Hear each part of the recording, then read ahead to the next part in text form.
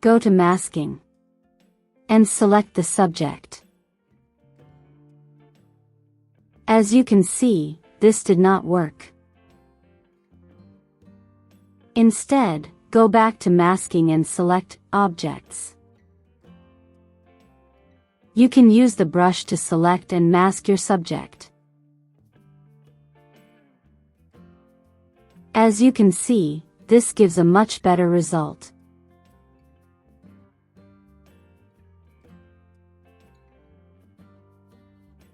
You can also use Rectangle Select to mask your subject.